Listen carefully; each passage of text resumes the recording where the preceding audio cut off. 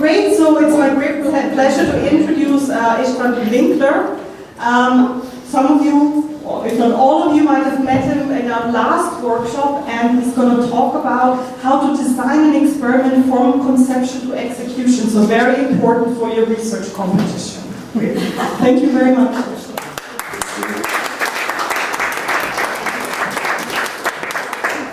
Okay, first thing, can you hear me without me using the mic? No. Okay, I can use the mic if necessary, I just don't like it. Okay, what you see here is the title and the subtitle, which is especially important. It says controls, controls, controls. There's a reason for that. My experience with both MA and PhD students when they are doing experiments, they have a great idea, which they then conceptualize and turn it into some sort of experiment, which they say, okay, if this is true, which I imagine, this is what should happen in this experiment. Then they run the experiment, and either they get the desired results or not. First of all, if they don't get the desired results, then they just put out their hands, so something must have happened. Because of course my assumption was correct, but maybe something in the experiment went wrong. And the second is they get the desired results, and then they are very happy. And then someone comes and tells them 5 other explanations of the results. Okay, so this is what we will be dealing with today. So it's not maybe the whole story from conception to kind of getting the Nobel Prize, but at least the part that I feel is the main stumbling block to people who are not very well experienced in designing experiments, and that's controls, controls, controls. Okay, so that will be the story for tonight. We start with a little farther from where we end up. And this is just to get you into the mood, because I'd like this to be a very interactive session. So we'll have some questions, which I would like us to discuss a little bit together. And we start with the first one. What is the function of science? Why do we have science?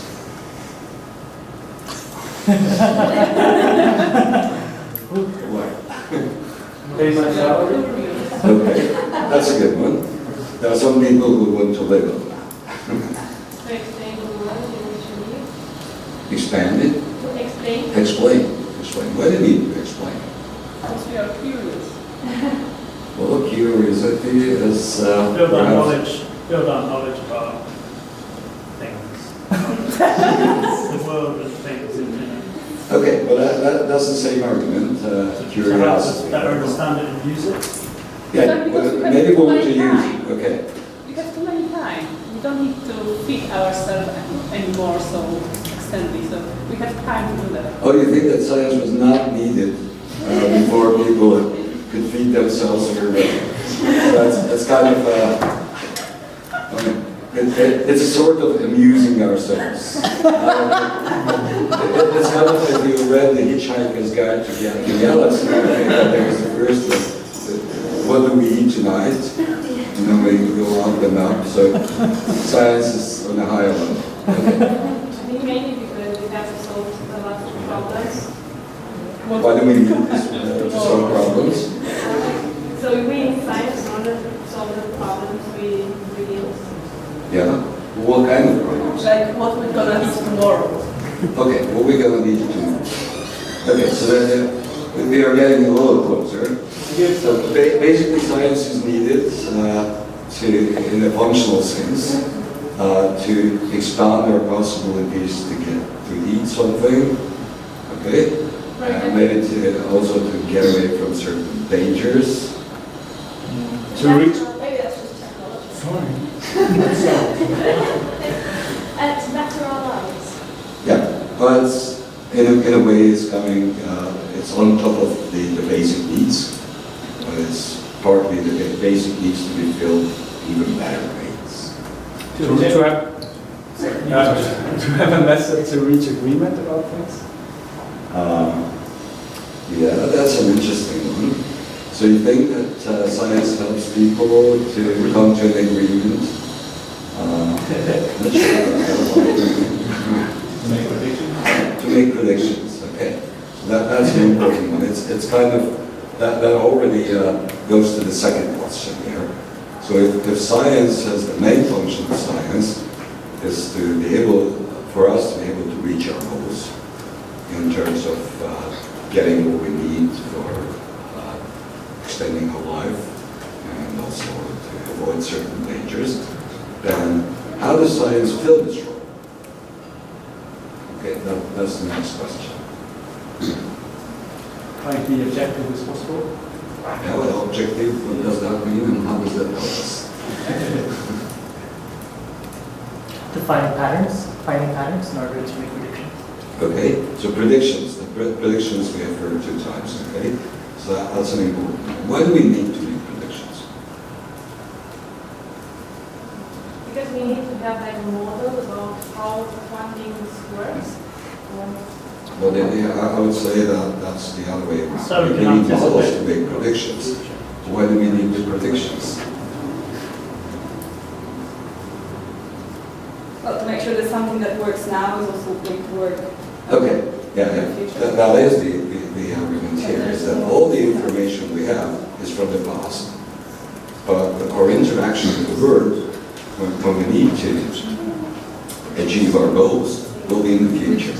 And we want to make sure that our interactions will be correct in the sense that they adapt to whatever is out there. So we need to make predictions. And that is, how do we do that? Just go through my list. Models. Models. That's where models come in. Models help us to make predictions about the world. Okay? Because we cannot have experienced all the different things that we will confront. So we have to make predictions based on what we have found, which are, we have certain cases measured actually, where we know exactly what will be happening or what's happened. But what we need in the future will be different cases, slightly or more radically different cases. And our models help us to predict what will happen in those ones. So model is always more than the database it is constructed from. Okay? And we would not need models. If things would repeat exactly, then we would only have to measure them once, and then we would know what happened next time if it's exactly the same case. But we cannot measure everything, and therefore we need models to make extrapolations from what we know. Okay, that's basically the role of the models. Oops.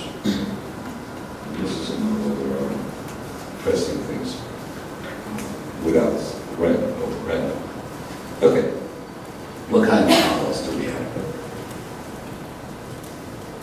Let's try to make some kinds of. What is a model, basically? Theoretical model, the computational model.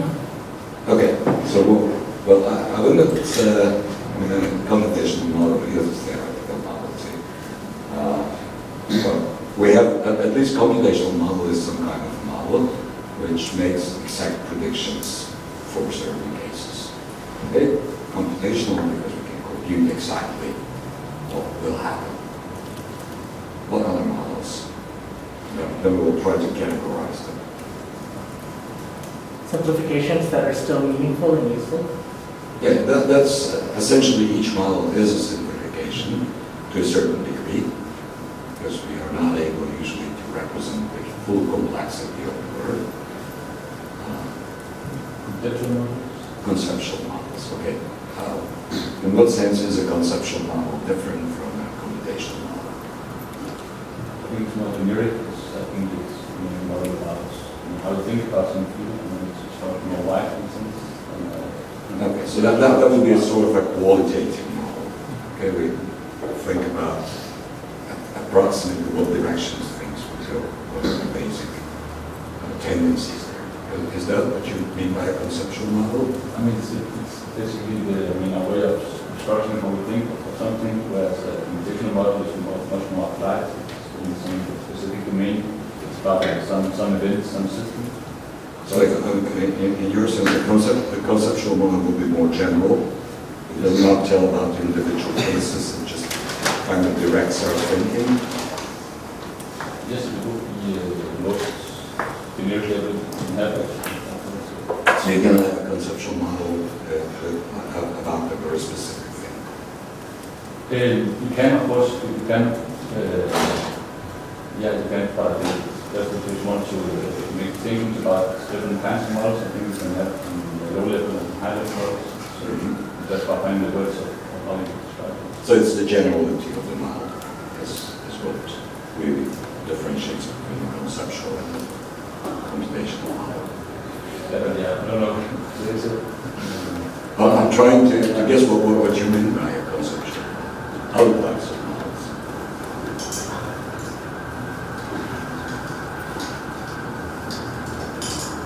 A linear model?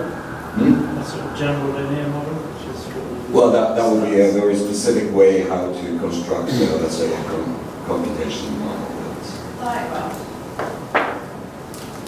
Diagram. Diagrams, okay. So that, now we got into another dimension, okay, how to express the model.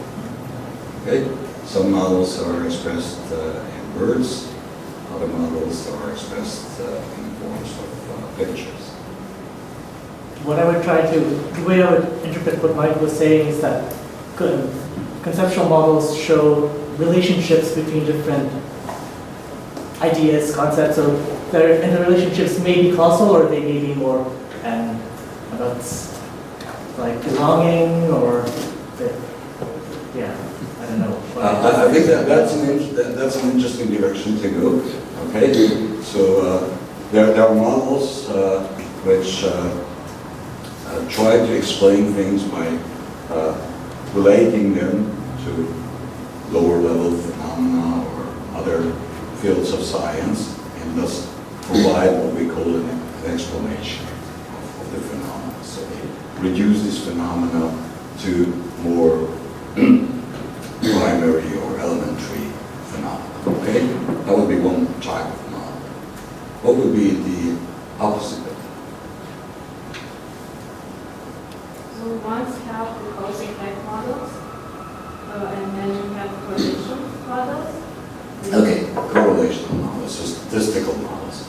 We don't know too much about the causes, but we so that something usually goes together with another thing.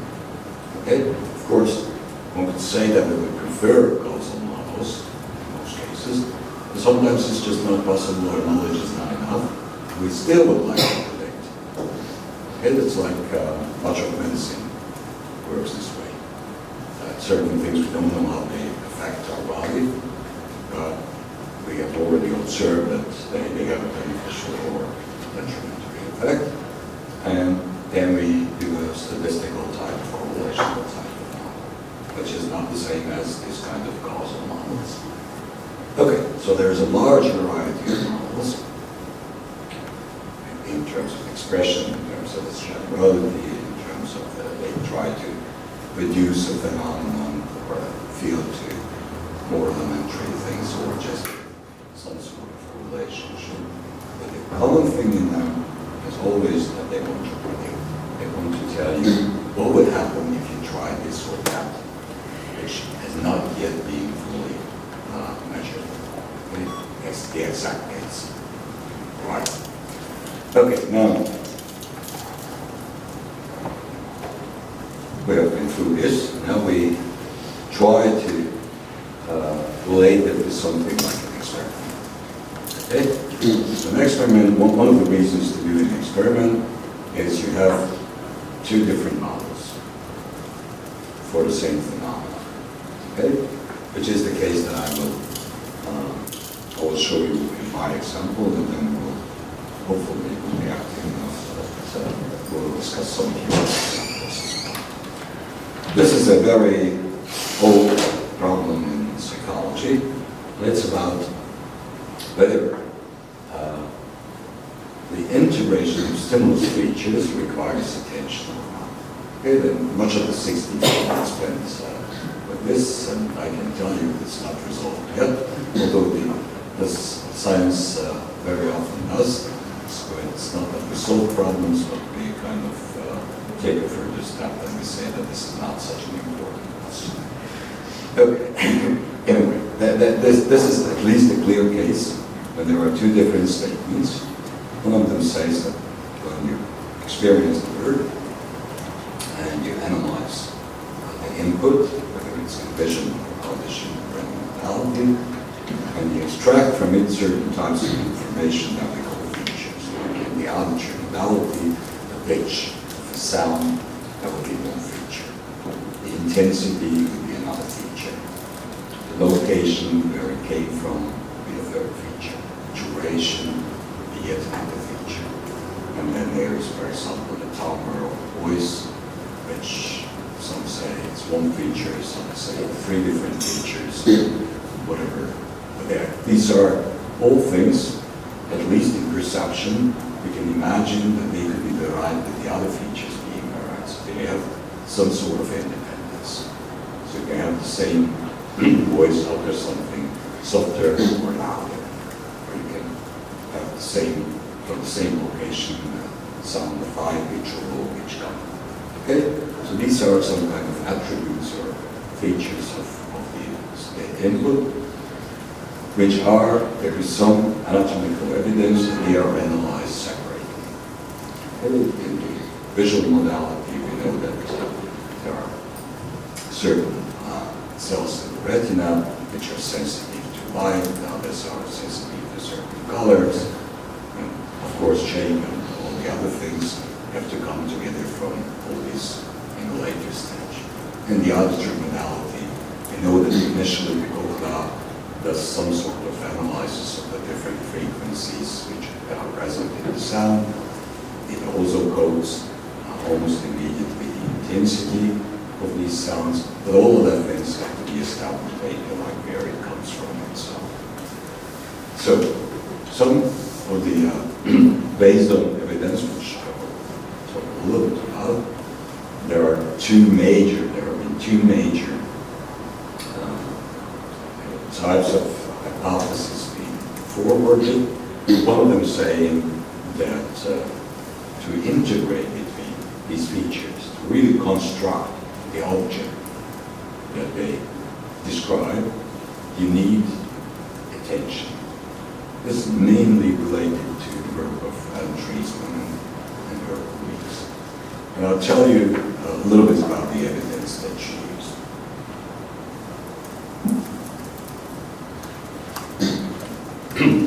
I'll try to be louder from here.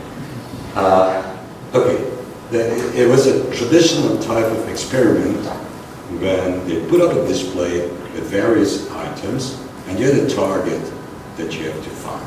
So like for example, the display had lots of crosses.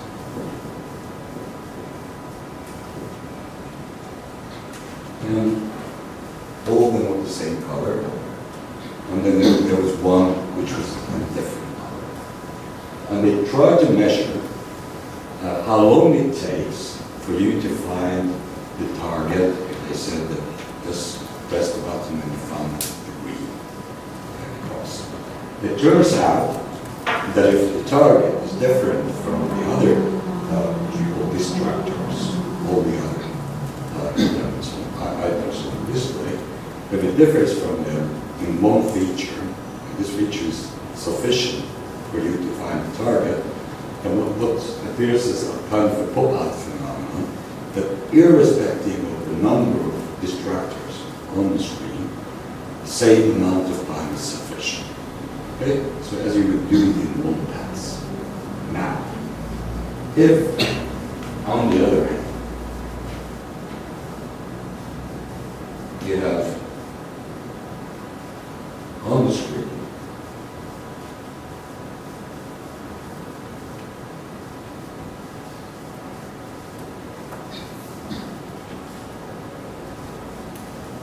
things that differ in two features, and you're looking for a target which is a certain combination of these features. So you have crosses, both green and blue, and you have triangles, perhaps both green and blue. And they say, you press a button if you found a blue triangle. It turns out that your reaction time increases with the number of distractors. Okay? As if you had to go through each one of them to know whether this is your target or not. Okay? So based on experiments very much like this, experiments in which you have a short time, you may report combinations of features which have actually been on the screen. So I presented it for a very short time. And then I asked you whether there was, for example, here I have all of them. Where you have a green triangle on the screen, and you might report that you think that you saw. Okay? So based on evidence like this, István and our colleagues suggested that what you do here is a sort of serial spatial attention graph in which you go through each item, and only when looking at the item, by attending the space where it is, you can integrate, put together the features that belong to the same object. And that is what is causing this phenomenon, both of them. One of them being that you cannot just immediately tell that there is a green house there, which you would be able to do if it's a feature class, and also which allows this kind of confusions to happen, whereas you would never say that there was a red item on this display. You could mistake a combination of both features appearing on the display, that they were actually combined. Okay?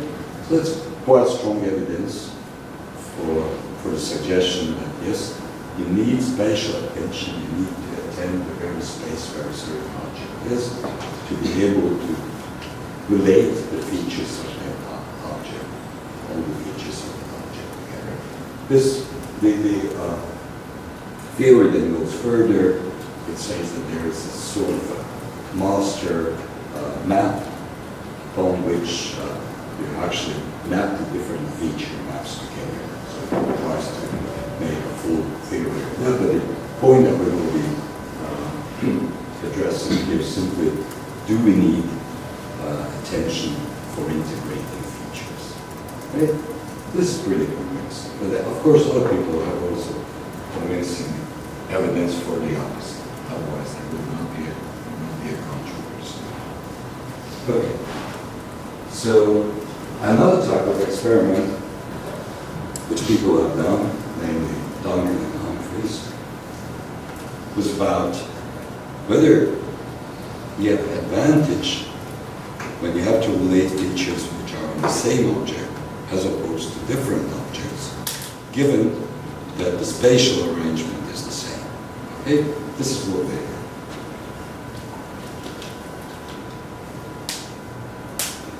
Or something similar to this. Colors here, you know.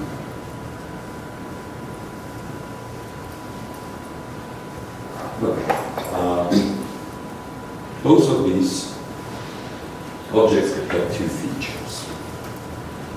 So this kind of almost rectangle thing could have, whether, I don't remember exactly whether it was the line type or the color is one of these features, and the other one was where the gap looked towards, whether it was to the right or the left. And this other one, this line, this could have, first of all, the angle by which it was here and the line type. And then, when presenting it for very short times, they were asking people questions like whether there was a line that was this direction and the gap of this way. Okay, that was one type of question. The other type of question was whether the line was this direction and it was continuous. Okay, so they asked questions always about two features. Sometimes they were on the same object, sometimes they were on different objects. The spatial arrangement is, as you can see, is such that you cannot attend one without the other in terms of space. They are both in the same spatial square. And they found that it's much easier to answer questions which relate to features which are on the same object than to answer questions to exactly two features but which are on different objects. Even though spatial attention will not help you because you are not looking at different places to get one or the other feature. Okay? How long time will the participants Looking at class looking? Yeah, these were very short times. Sorry, could you repeat that last sentence? Did you say it was easier if it was on the same object? On the same, two features on the same object, and on the same object is much easier to relate than two features which are different. Okay, so that talks about as if objects are formed automatically, and that we select objects with our attention. Okay, when we are selecting them, one is selected. Of course, you can answer questions about that. But to answer a question about two different objects means that you have to refocus your attention. It is obviously not spatial attention anymore. It's called object-based attention. So the unit that you can focus on would be an object. Right? So this is the controversy. Obviously, Duncan and his colleagues suggest that feature integration would go without attention. Attention is needed to select an object and not to put the object together. Whereas Priestman and their colleagues it suggests that attention is needed just to put the object together. Okay. So this is a classical controversy in psychology literature. And me being a researcher of auditory modality, I wanted to ask the same question for the auditory. Is attention needed to put together the features in the auditory modality or not? Okay. So we start with something quite simple. It's a nice idea. But to tell you that, I have to make a short detour and explain you one tool that we will be using. And that is called message negativity. Message negativity is an event-related potential. Event-related potential is a brain signal, an electric signal, that you can find within the EEG. It sort of summarizes the time of activity that is related to processing a stimulus, some event. Stimulus events are typically those unusual placement.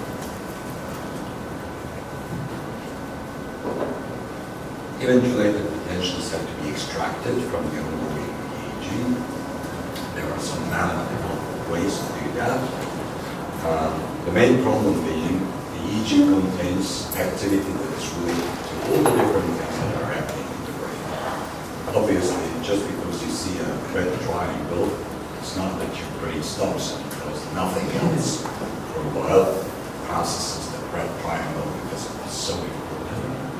But it does all the different things that it has to do anyway, so you might be thinking about something at the same time.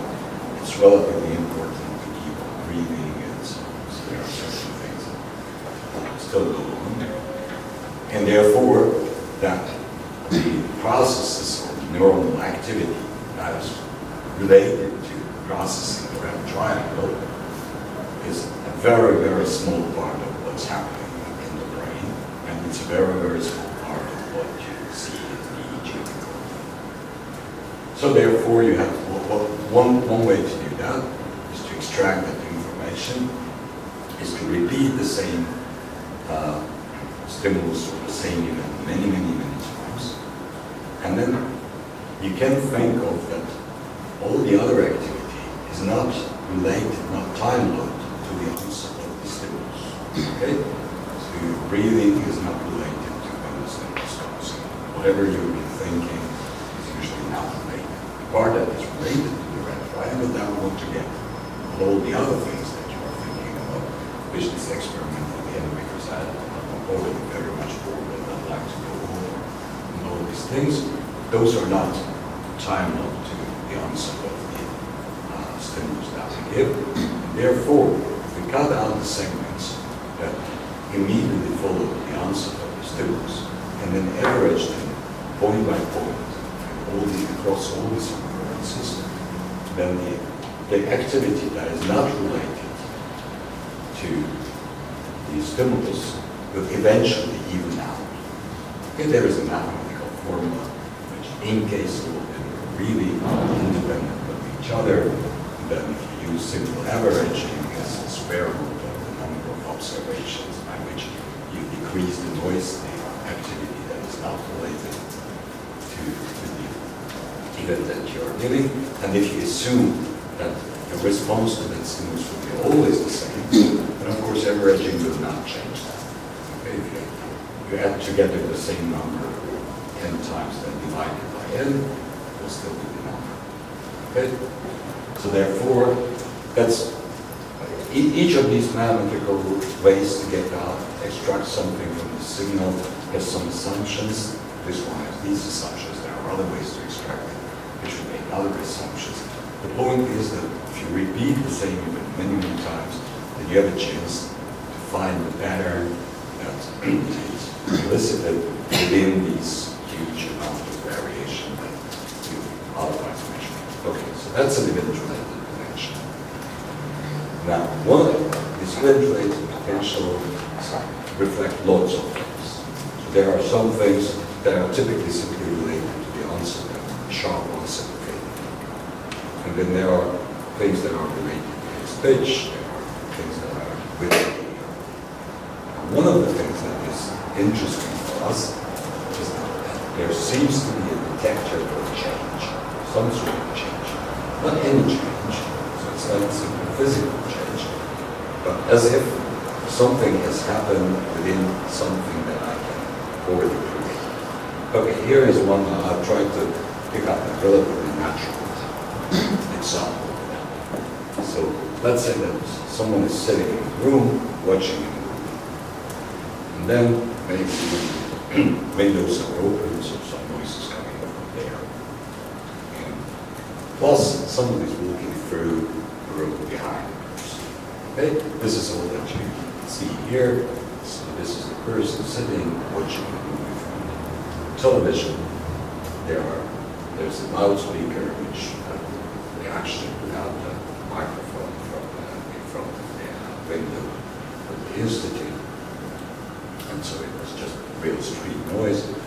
And then we constructed sequences of natural footstep sounds, all different a little bit, but one that could be put into sort of imagine that someone is walking.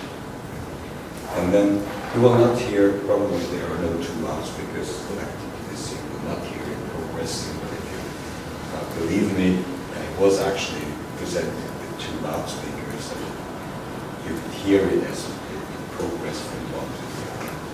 Okay? Now one of them was somewhat different. Okay? I'll play it to you how this whole thing sounded.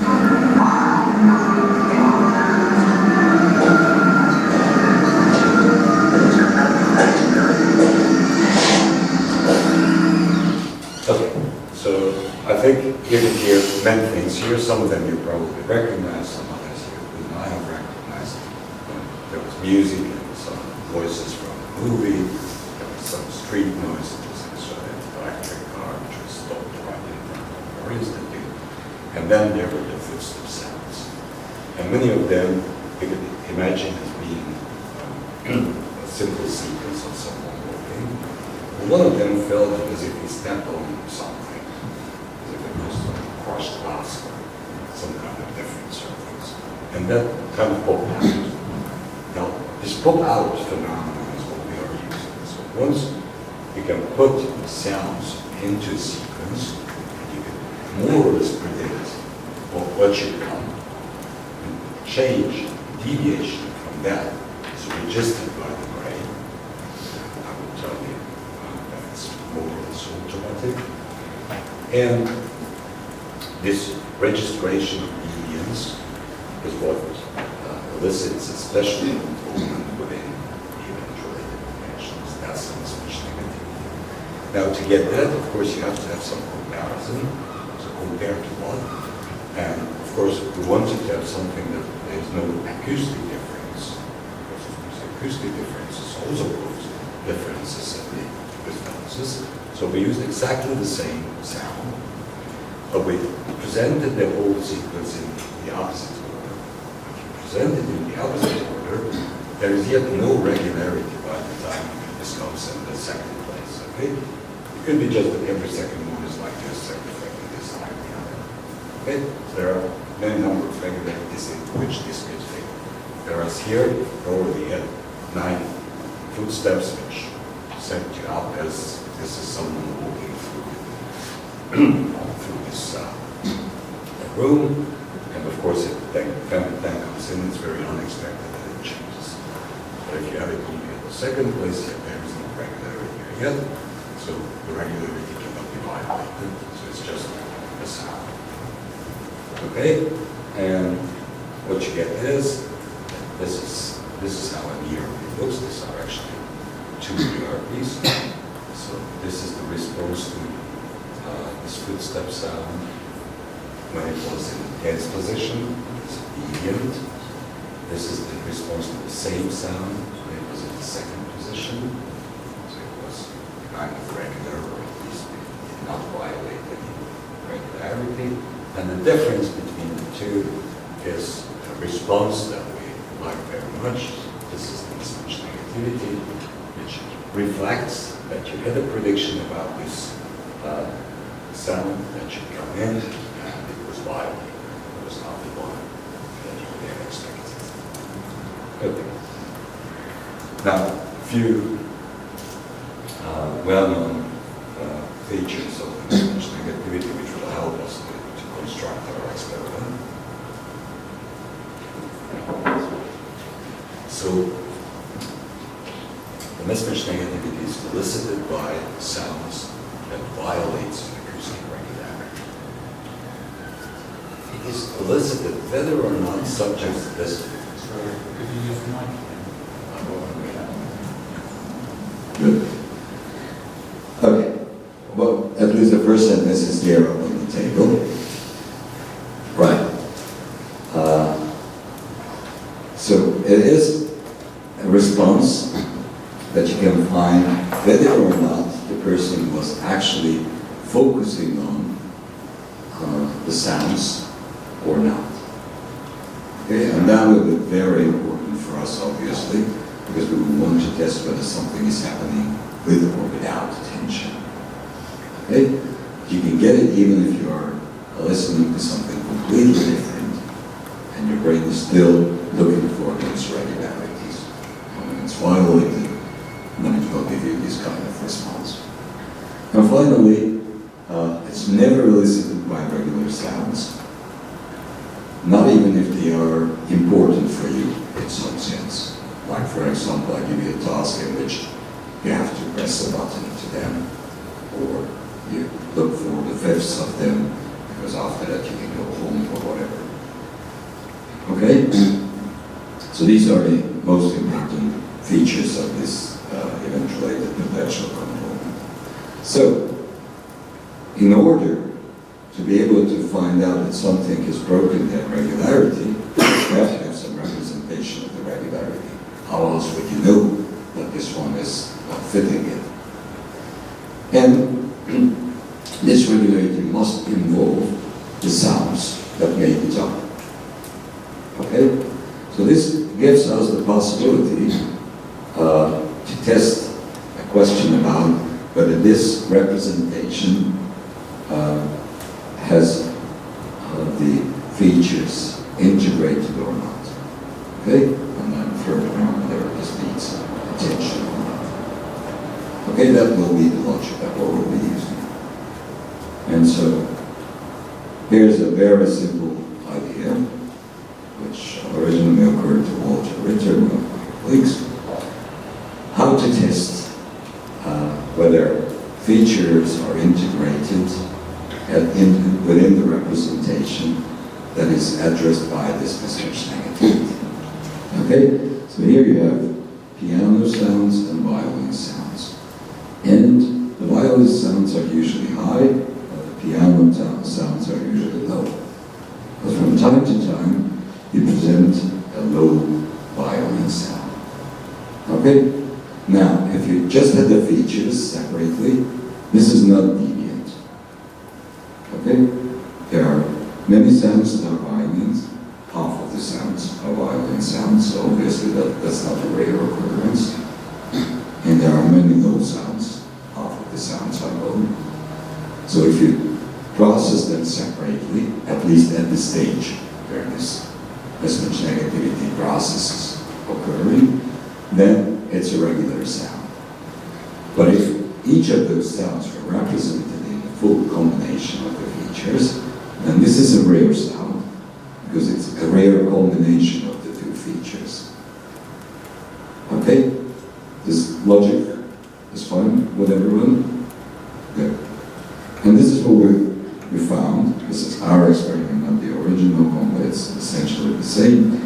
That, again, we have to compare the regular sounds and the irregular ones, because this component can only be seen as a difference between the regular and the irregular ones. And we can see this is a normal mismatch negativity component. Okay, so it's fine. That means that the mismatch negativity reflects memory traces which have integrated features. So now we can ask the question about whether attention was needed or not. Okay? And this is the case that we will go through, how we did it and what kind of alternatives we have to consider until we get that. So we'll try to go through as an example. Right. Okay, so let's start with what we know, from what we know. This is one feature, would be up or down. In this case, this will be space, actually location. Another feature, which is marked by the coloring, would be, for example, pitch. Okay? So we have the two features. We have most of the upper ones with this kind of other feature, and most of the lower ones with this feature. So let's call these are the low sounds, these are the high sounds.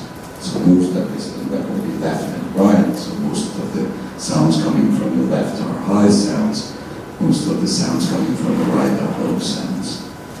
Okay? We know what would happen if we ran this experiment. I just showed you previously that this occasional combination, reversed combinations of these two features would elicit a mismatch negativity. Now, let's start to manipulate the attention. Okay, here we have, let's say that this is a noise sound. And this noise sound sometimes is more intense, and then it goes to less intense, and it goes back to more intense, and so on. And we'll allow the subject to press a button whenever a change in the intensity of the noise sounds. This is completely independent of these tones. So these tones are coming from one set of loudspeakers, and the different loudspeakers presents the noise, and we ask subjects to attend that noise and tell whenever a change happens. Okay? So this is, we try to get his attention away from the sounds that we are really interested in. Okay, so here we are. Let's consider what else needs to be thought about. I'd like to hear your ideas.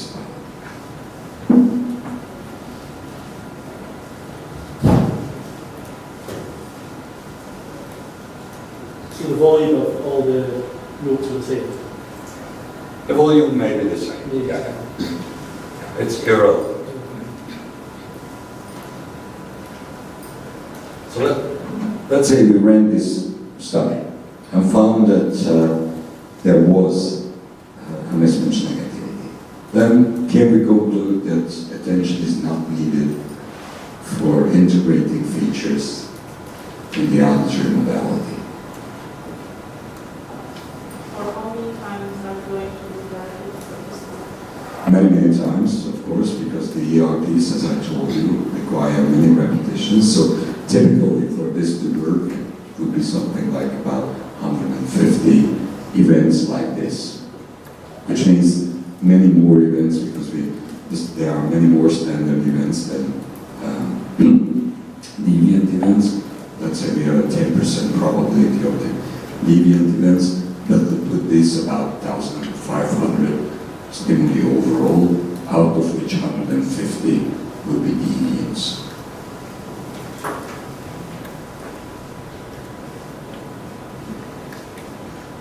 Shouldn't you also bias attention to one side or the other with the noise? But the noise would come from the middle, so that I would not want them to focus on either of the tones. Yeah, but they might listen to the noise and then focus only on the right side of the sounds, or something like that. So if you had one in the centre, and then with the noise, and then you had the noise on the left, and then you had the noise on the right as well, you could bias the attention to each side and the centre. Okay, I like I don't like the solution, but I like the idea. Okay, so the idea is that we cannot fully trust the subject to always focus on the noise. If we could trust the subject that we would never ever listen to those tones, which are coming from left and right, then it would be fine. But we cannot trust the subject. Okay. Maybe that's not the solution I don't like so much, but that's not a problem. Okay, so that's definitely one problem. When would be a typical time when subjects want to listen to the tones? When they are sick, Hmm? when they are bored. When they are bored, of course. When they are bored, but they are. But if they are bored and they are not, I will know that. Okay, so I can throw out the data when they are not doing their job. Maybe they're listening to the tones, and then the mismatch will come when the white noise changes, and then that will be a mismatch. Yeah, that would be possible. It's actually not happening, but I'm not going to talk about that. So it's fortunately, the mismatch negativity is specific to the object that it is violated.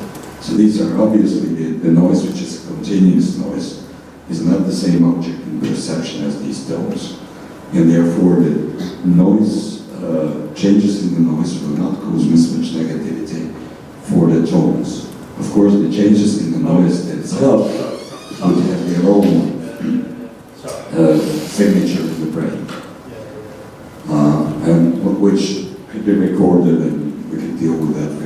It was not needed this time, but yeah, that's of course a change in the noise would cause all sorts of brain processes to occur. Now, let's try to think about it. You are the ones, maybe you participate in this experiment. You sit down in a chamber where they have the electrodes on your head, you feel slightly uncomfortable because of those, and then we start to present the sounds. And we tell you that your task is to listen to the noise. What would be the time when you would want to know what's happening?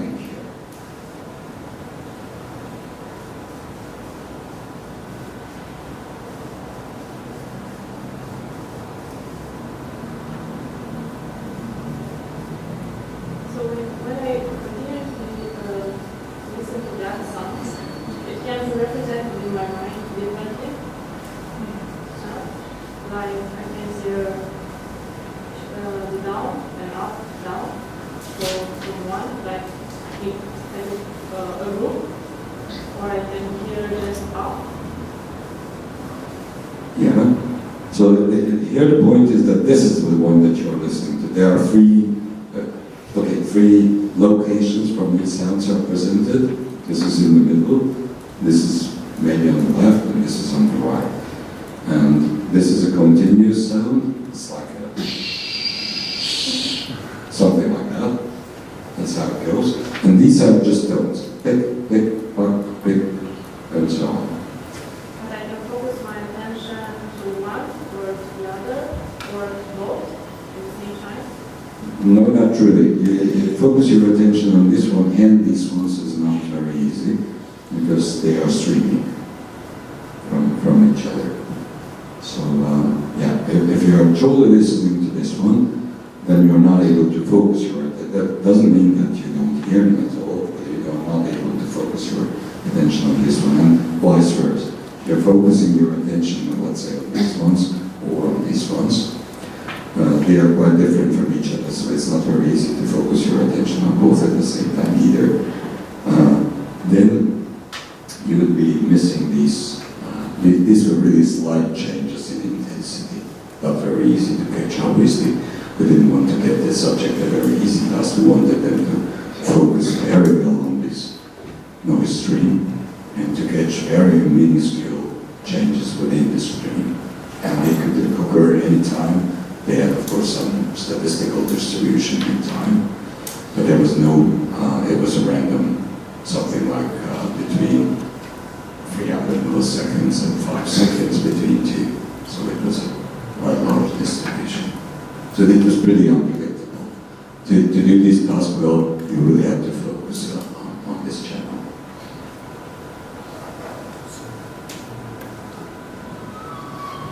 Okay, what do you do when you enter a room? What do you do when you enter a room? Yeah, a room you have never been in. What? Look around. It's called orienting. Okay, same thing happening when you get new stimuli. First you orient. That means that in the beginning of the talk, it's almost unavoidable that whatever I tell you, you will listen to everything. You try to kind of describe the whole situation. Okay, so something has to be done at the beginning of the talk to avoid that orienting. Okay, what we did was to present quite a few random sounds, which had, we actually synthesized some sounds in between, both in spaces, just by crossfading. You can have different locations between two loudspeakers, and also in pitch. Okay, so we varied the two features that we will later on use. We never used the actual combination that we then tested. Okay, those two combinations did not appear, but there were many others that appeared. Okay, and this went on for quite some time, something like almost a minute and a half, just to kind of make it as boring as possible. You already know all the sounds that are there. These are just these random sounds that are coming. They really don't have anything with your task. Okay, so that's one thing I won't get into. What other problem could be? Let's say that you get bored by the end of the stimulus block, and you skip a few of these. You give a perfect in your task, but at the cost of, well, you just listen to this because you're already tired of listening to the noise. Okay, so if you did that a few times, it doesn't hurt too much what we got, because we need most of the 150 deviants to elicit something for us to see. If some of them, it's only, let's say you listen to it the last half minute, and 5 of the deviants you actually already attended, we wouldn't see almost everything like that. That's just, you can imagine that. Let's say if we have normally 1-2 microvolt response from the 150, and then from having 1 pinch of that's so small that we will not even see. So that's not a big problem. The big problem is that once, at least that's what Traceman's theory tells, once you have synthesized a sound, once you have integrated, then the next time you don't have to do it over again. Okay? So that, therefore, there might be a carryover from one word to the next. I'd like to take care of that. So another thing to take care of is to move things around between blocks. Okay? So this is what we have. There's the two loudspeakers, maybe these two, in one block. And then we just move the loudspeakers to a different position between two blocks. And also the same thing happens with the pitch. That we use one set of pitch in one block, we use another set of pitch in the other block. This is what is represented here, so one block to the next, things change. Okay, now we are really happy. I mean, we have thought of everything we ever could about this. If we now get it, really, we now get it, I think we can say, except, well, you cannot fully take one's attention. Everybody knows that. So what you can do with attention is to manipulate it. You can direct it more here and there. So let's, instead of thinking that this one thing would help us, this will be one task, we will have two other tasks, which are radically different. Okay? So we have three tasks. One of them was this noise detection, which I explained to you. The other one was a very easy task, such as just watching a video, and it's nothing about the sounds, except there will be sounds, but don't care about them. But we never said that you should not listen to it or whatever. And then there was the third, when we played the kind of the devil's advocate, and said that what would have happened in the noise change task if the subject wanted to fool us, and we said, this psychologist, they are very tricky people. There must be something in this tones. So actually, they hedged the tones, and we said that we were asked questions about the tones afterwards. So just like you would expect. So we have now really three different ways to direct the attention. Okay. Now, let's consider what we expect in one way or another. Okay, we have two theories. One is saying that attention is needed for integrating features of stimulus. Another saying that this is automatic. Okay, let's say that the first one is right. Attention is needed. What will we find in the three different cases?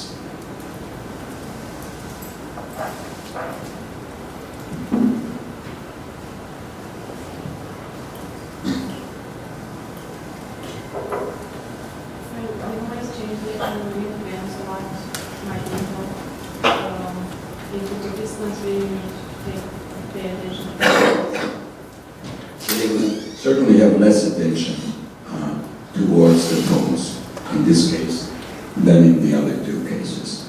Okay?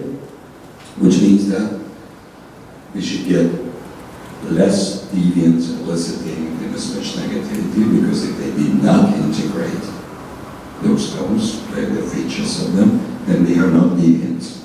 Remember, we have the two features with equal probability throughout the stimulus block. It's just that their combination is rare.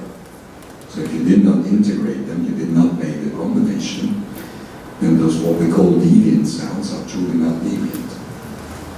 They are just made up of features which are very common. Okay?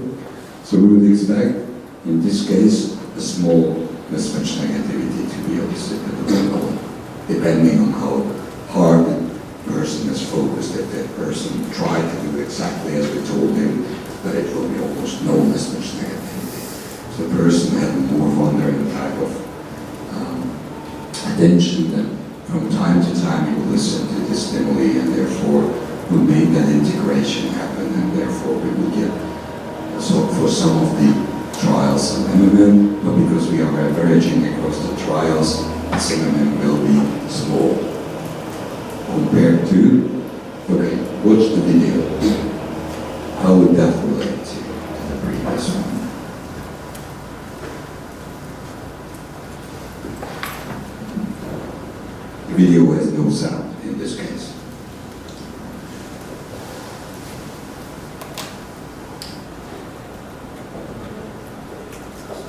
There are pages on the video. Well, you're sitting there, and there is a video going on in front of you. Usually something you yourself selected, so it may be interesting. There is subtitles, so you can follow it. It's not like that. You're just watching it. Wouldn't it, because it's a different sensory modality, you know, if your attention's on vision, you're not going to process so much auditory. Okay, now that's an interesting question, because there is this is not the only controversy in the attentional literature which I was talking about. Some people believe that there is just one set of attentional capacities, and whatever you do will take away from that. Other people believe that there are modality-dependent attention capacities, that by attending something visual, you can never take away your auditory capacities. So depending on which of them are right or wrong, in one case, you could imagine that there will be very small phenomenon if the video is really taking your attention and there is only one capacity from which you can take away watching the video with attention. Or if those people are right who think that there are modality dependent capacities, then you would get full MMM in this case, because although you are watching the video, that doesn't disturb you from making all the attentional integration. Okay? I can tell you that this is another controversy that has not been solved, but now recent attentional theories say that although we have one capacity, we can flexibly direct it and even cut it into different pieces according to what we have to do. Well, yeah, it makes sense that we have this multi thing, because when you're watching a film, you're also taking in the sound, but sometimes you can be so focused on things that you ignore everything else. Yeah, So, yeah, it's, this kind of new hypothesis about attention and trying to capture the flexibility of how we use attention. Obviously, of course, when the sound is synchronous with the movie, then you would think that it should be within the focus of attention, the sound as well. So it would be very difficult to, if the movie had normal sound, it would be very difficult to watch the picture and not hear the sound still, or the other way around. Okay, and the third one.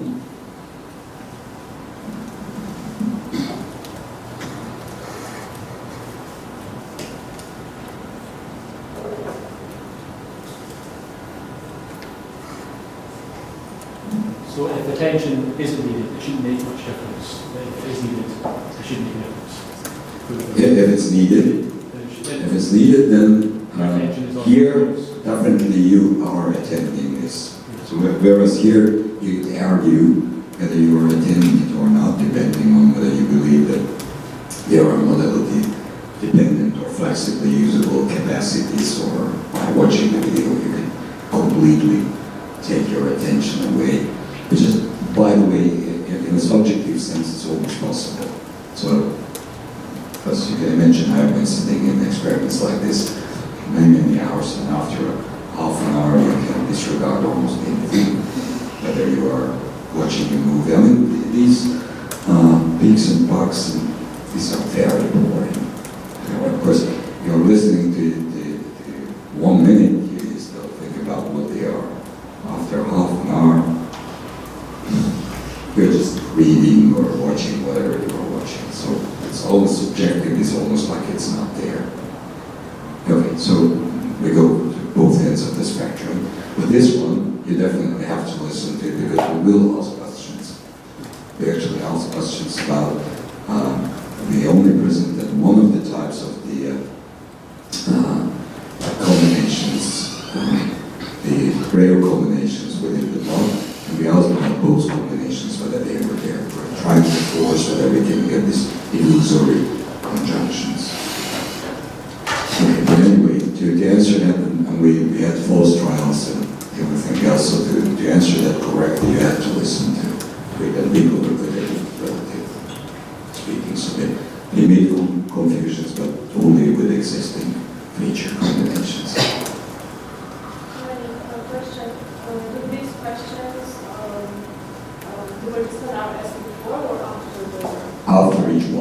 we tell them that we will ask questions, listen to it very carefully, but we don't tell them exactly what questions we will ask.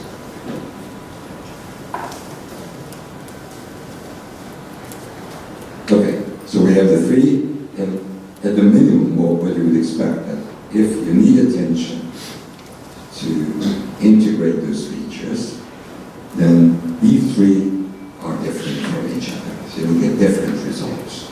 You may not be perfectly able to guess which one will be the largest and which will be, but certainly this should be the smallest, and these two could be larger, or this could be small if your attention is completely taken and nothing really.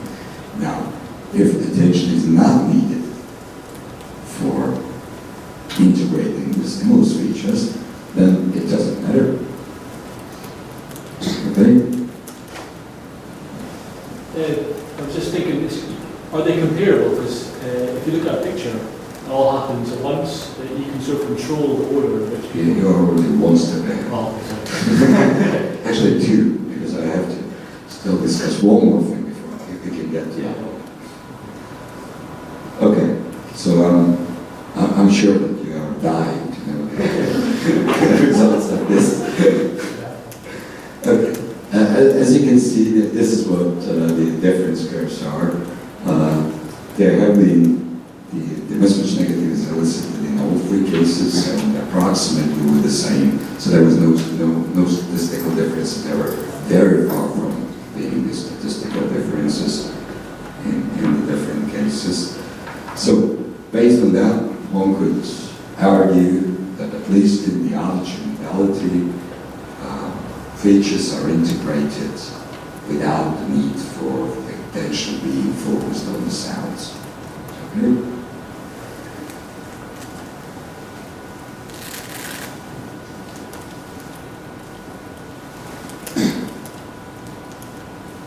First thing we did, well, it would be nice to have some behavioral corresponding control. So we had this noise task. One consequence of if you need attention to integrate the features, then if that attention goes away from the noise task, you would expect the noise, the performance in the noise task to be lower when you need some of your attention to go to the stimuli.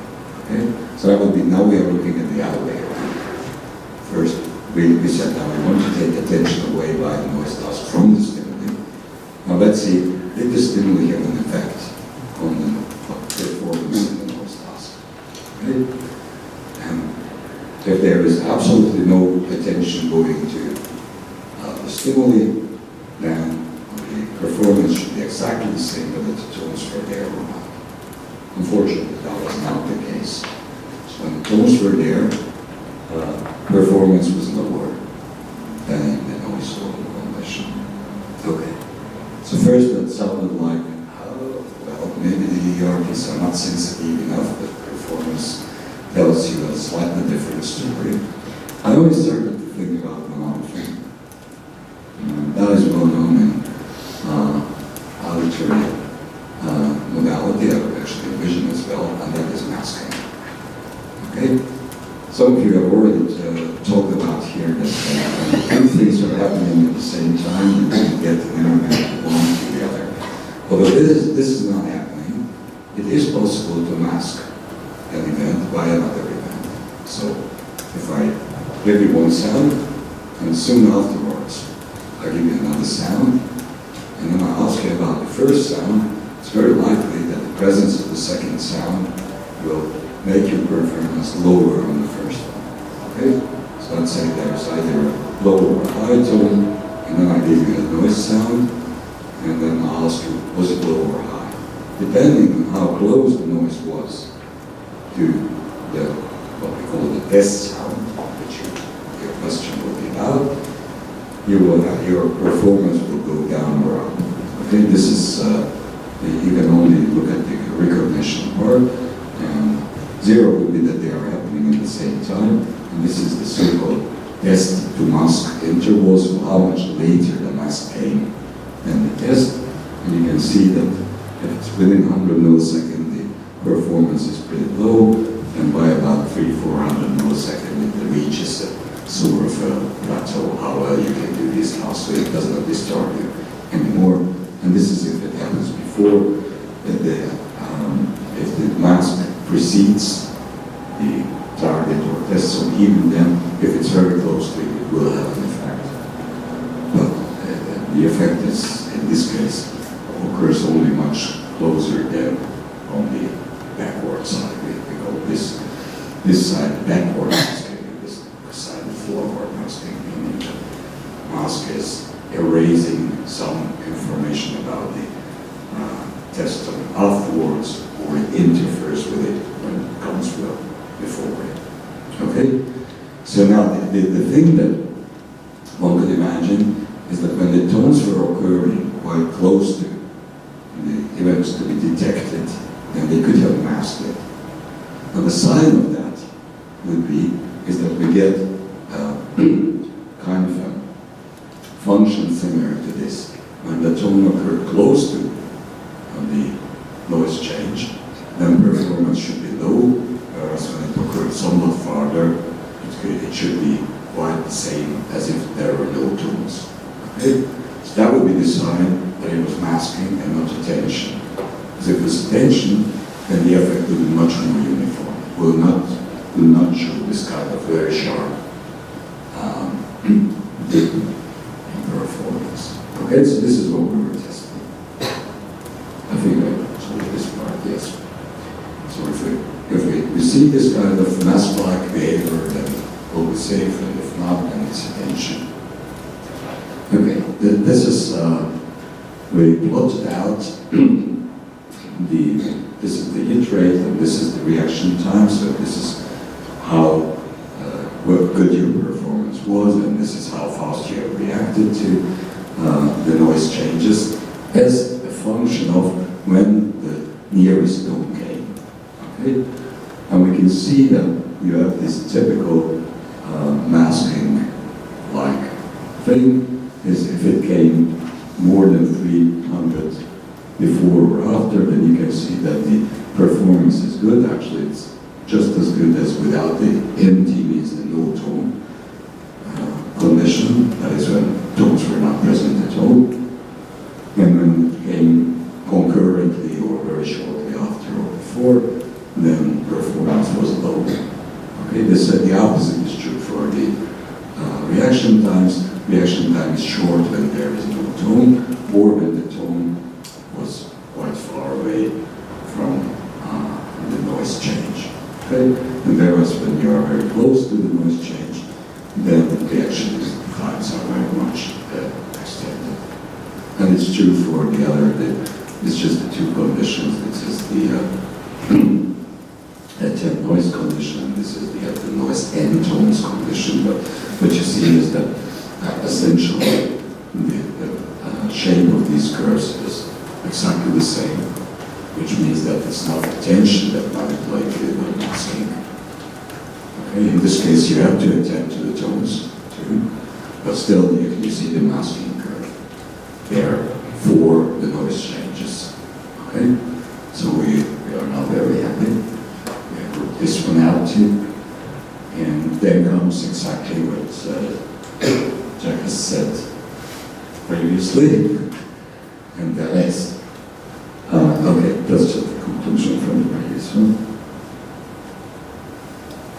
However, as you have noticed, in the visual modality from which these theories really originated, they have all the stimuli at the same time on the display. Okay? Whereas we gave them one by one here. So one could make an argument that, okay, features are integrated automatically as long as there is only one stimulus there. But if there are more stimuli at the same time, then you would still need attention. Okay? That's a valid argument. So how to do that?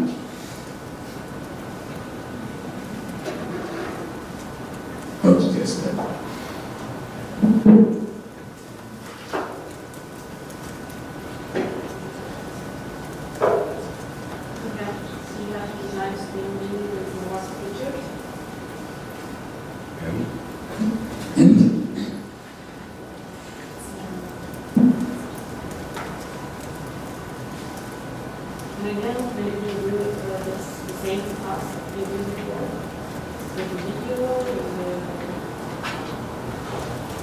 and then ask. Why would it help us making the argument that if there are not more features, more stimuli at the same time? The argument is that in the visual modality, when they observe these attentive feature integration signs, there were many stimuli on the display at the same time. Okay? You remember that there are at least two in Duncan's experiment, but there were several ones in Treisman's experiment. See, obviously, having more stimulus at the time in the auditory modality will not convince them. You have to have multiple sounds, I guess. So how to do a variant of this task or this stimulus paradigm in which two sounds can be presented at the same time.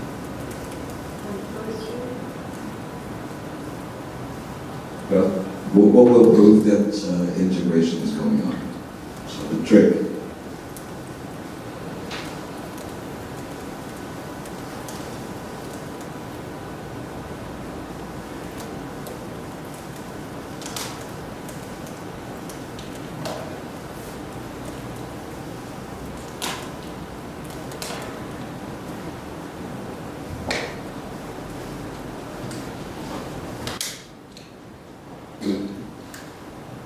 Perhaps this helps. Try to imagine now with two sounds.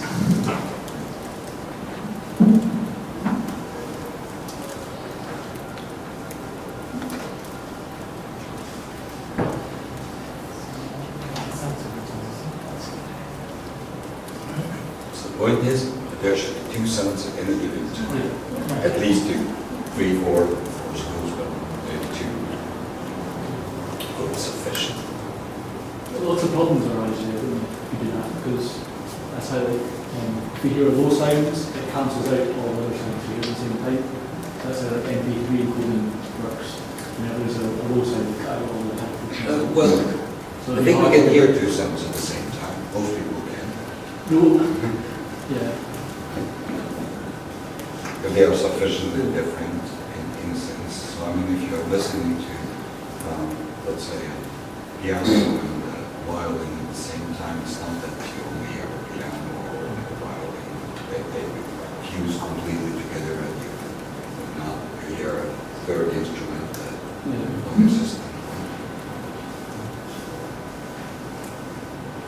Yeah, if you listen to like a track and there's a big bass drum, whenever the bass drum's played, you don't really hear the rest of the track.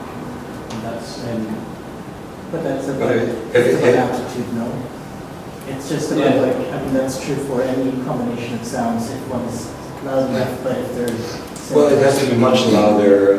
Also, the abruptness matters, and so on. Yeah. So it's sort of the masking works in a way. But most sounds, you can hear two sounds at the same time. yeah. So, of course, it's possible to construct combinations which will not work because Yes. one will wash over the other. Yeah. That would be like bass drum is typically one which kind of thrown out almost anything that goes together with it. It's not necessary to use one that will not work. You can use two that will work together. But how would you manipulate the features? So here we use the trick. We had piano tones that were mainly low, and violin sounds that were mainly high, and then we exchanged the high, and we had perhaps, let's say, violin sounds that were low. And we used one at a time, so the argument is that this does not prove that you really need to, you don't need intention. You play the piano, play low notes, and the violin play high notes at the same time, and then switch it at some point. That's exactly what we have been doing. Yeah, here it is. So we have from left and right, we have the violin with high and piano with low, or we exchange it, so the sides do not matter. It's still low piano, high violin, and then from time to time we review and exchange the two features. Now we have a Violin sound is low and piano tone is high. And lo and behold, there is a mismatch negativity to these cases. Okay? Here, since we found no difference across the different tasks, so we still wanted to see if there is something about the tension here as well. There was a long-back and a free-back task that was used. Long-back task. The one-back task is you always have to tell that the previous item is the same as the current one. You have to press a button whenever the previous item is the same as the current one, which is a very simple task. Free-back, you have to tell whether the third before this one is the same as the previous, as the one that comes in now. That's a very difficult task because you always have to keep three in your memory at the same time, which you have to update every single time. Whatever came now, after you answer, you throw out the one three before, and then hold this for at least 2 more cycles so that when the one which could be his pair is coming in, you are able to tell whether it was the same or not. So that's a very effortful, three-back is a very effortful task, whereas one-back is a very easy task. So again, we manipulate the amount of attention that is directed to the task. And we get the ending. Okay. Yep.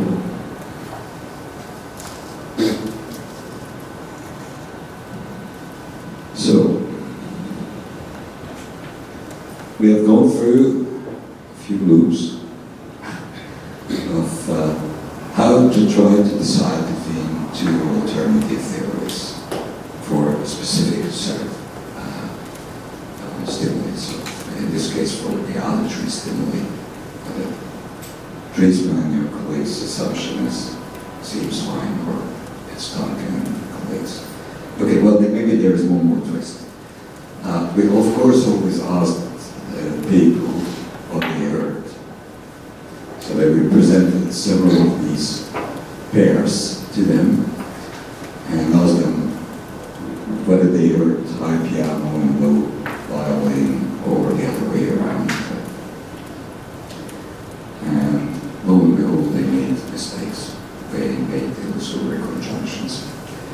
So even though when they are not listening to it, their brain's telling them the right thing, when they have to tell you, then they do confusion. So the things that Driesman was using. So in the end, we can say that you have all the tools in your brain not to make those confusions, but you're not using them all the time.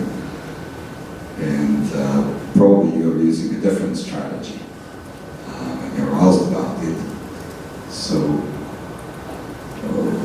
one could argue that although attention is not needed for feature integration, when you have a task about features when they could be confused, then you're trying something different and maybe trying to reintegrate it.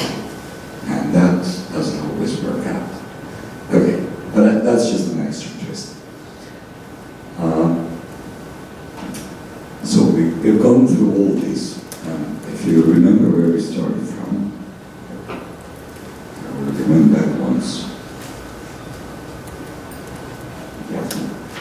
It looked like such a simple idea, doesn't it? And usually this is the idea that you have. Okay? You read some of the literature, you found this paradigm. Wow, that's exactly what I need. I only have to add something about attention and that's it. I'll have it. This example is trying to tell you how far you are at this point from actually doing an experiment that is useful. Because to be useful, you have to take into consideration a lot of things. You have to read the literature to find out what other alternatives there are. How would you explain your results if this came out, if the other thing came out? Especially what will happen if it doesn't come out as you expected. people usually are very one-sided in their hypothesis. So they tell this, if the thing that I'm thinking about is right, then this is what I should get. You should consider always, what do you say if the other thing happens? Or something completely different. Okay? So these are the two things that will make your life much easier if you start to think about it early enough. Because otherwise, you're ready with your experiment, you have some nice sort of results, and then people start to tell you, so why didn't you guess this and that? There are many confounds that you could have removed.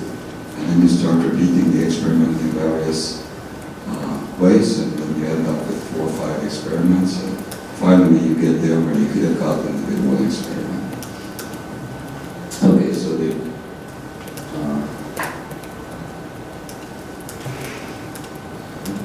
take-home message.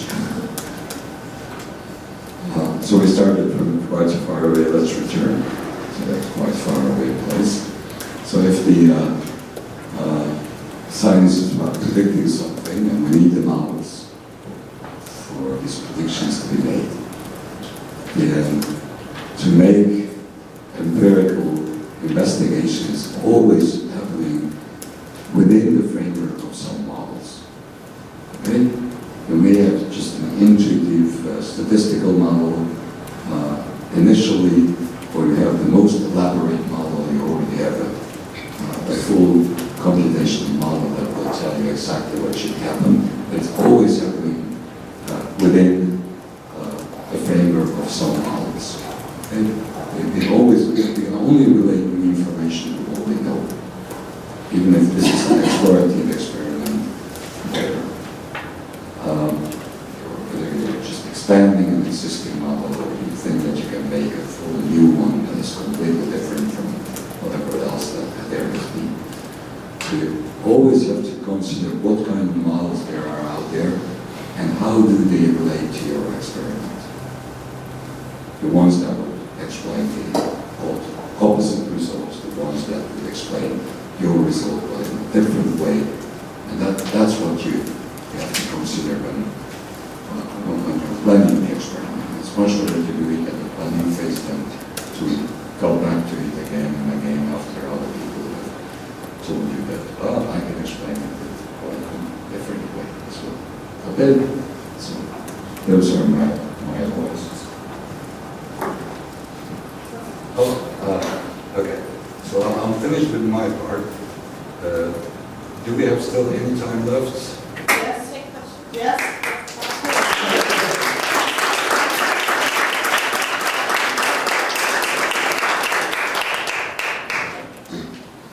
In that case, the floor is yours. You can ask these ones or your own, try to think about your own experiment.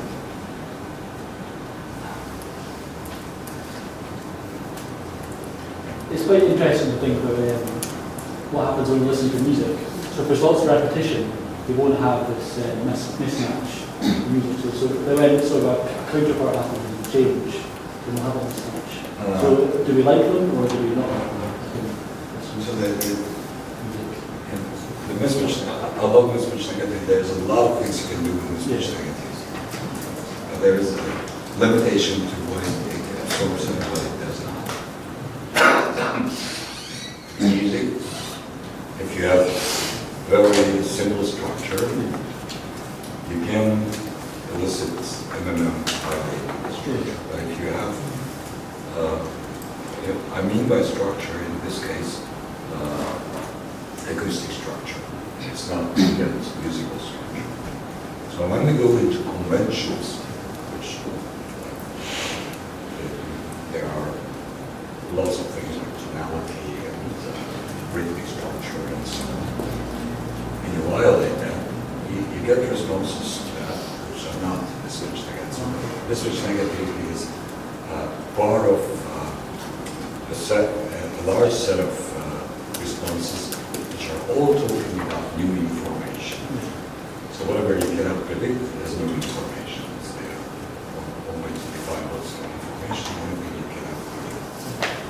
Okay, there are many levels of our simple acoustic level which does not require any knowledge and it simply builds up a context of itself is only, or maybe it's not the lowest level, but it's still a very low level. So just like in a language, when you go to higher levels, such as syntax or even semantics, even in music there is syntax, then you get different components to the violation. So you are still sensitive to those violations because they are heavily unexpected. And it's not a bad thing. Everything is expected in music, that's a very cool way about music. That it's very important that you are sometimes surprised. It's just not coming in the form of things which they always say there are N400s and P600s, other components. But it's basically the function is there, it's just not as much negativity. Does the mismatch negativity ever disappear? So if you do it for so long that you'll expect it. And so that you have some kind of, if you tell somebody, for example, to expect things to be different, does it disappear then? No, it doesn't disappear by simply having more knowledge about the situation, knowing that there will be deviance. And what about the disappear? Sorry, no.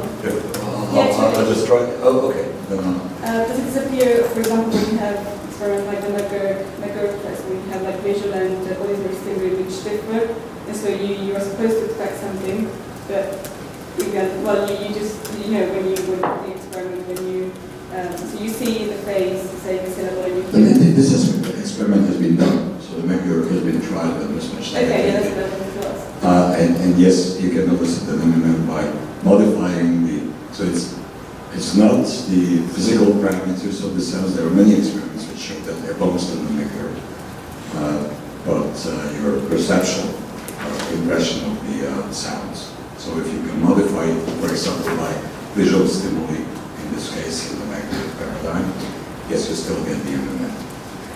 Okay, so it's not the physical parameter. There are many ways that you can separate physical parameters from the perceived ones and discrete one of them. Okay, so we go back to the original question. Can you make it tired in a way? So if you are in the room for 6 hours and it's always that most of the sounds are low and some of them are high. No, it doesn't go away. But you can get rid of it if you give it structure. Let's say every fifth is at the end, and you can learn how. Actually, that's something that if it's fast enough, everybody learns immediately. There is a very clear perceptual correlate of that. You hear it as a pattern. Simply. If it goes lower, there's an intermediate interval in which if I tell you that it has a structure, then you can recognize that, and once you do that, then it goes away. And then if even it's lower, then you cannot put it into a kind of a perceptually into a pattern, and it never goes away. So it's whatever you can perceive as an acoustic structure, truly perceive, not just know about, perceive it, that you will restructure your system, so you will take a unit to be different. So whereas if you have a random sequence, then obviously your unit is one sound. But if you have a 5-tone cyclical or repeating one, as long as you can hold that one in memory at the same time, that's what makes it a unit, then you turn to it as a basic unit, and then the fifth tone being different is not anymore violating any regularity, because it's part of the regularity that is the fifth tone, it's always the same. Okay? So yes, you can get rid of it, but not by getting it tired, or by knowing about it, but by restructuring